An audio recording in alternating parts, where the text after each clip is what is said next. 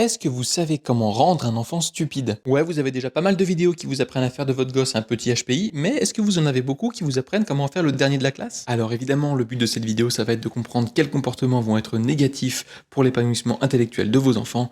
Personne ne veut que son enfant soit stupide, je sais. Première chose, les écrans. Et non, en fait, c'était une blague, personne n'a mis en évidence un quelconque lien de cause à effet entre le temps d'écran et l'intelligence d'un enfant.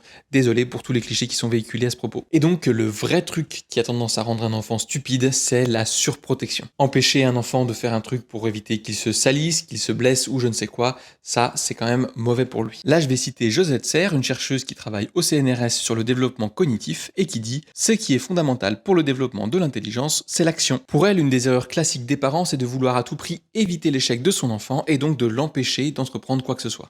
Parce que l'enfant apprend énormément de ses erreurs, il agit par essai et erreur, il faut donc qu'il essaye beaucoup tout le temps. Et c'est pas parce qu'il n'y arrive pas les premières fois et que ça le frustre qu'il faut l'empêcher de recommencer. D'ailleurs, pour la psychologue Emmanuelle Piquet, il faut laisser ses enfants gérer leurs erreurs autant qu'ils peuvent en tout cas. Par exemple, en n'essayant pas de rattraper toutes leurs erreurs. S'ils ont oublié leurs affaires d'école à la maison, et ben c'est pas grave, on n'est pas obligé de les leur apporter dans la journée. Parce qu'une prise en charge excessive envoie aussi un message à l'enfant qui est « tu n'es pas capable de te gérer ». En fait, éviter de rendre un enfant stupide, c'est pas compliqué, il suffit de le laisser agir, de le sécuriser, mais aussi de le laisser échouer et recommencer. C'est simple. Et si vous voulez en apprendre plus sur la connerie des enfants et surtout des adultes, vous avez ce numéro en kiosque en ce moment, Psychologie de la connerie, vieille souche et nouveau variant.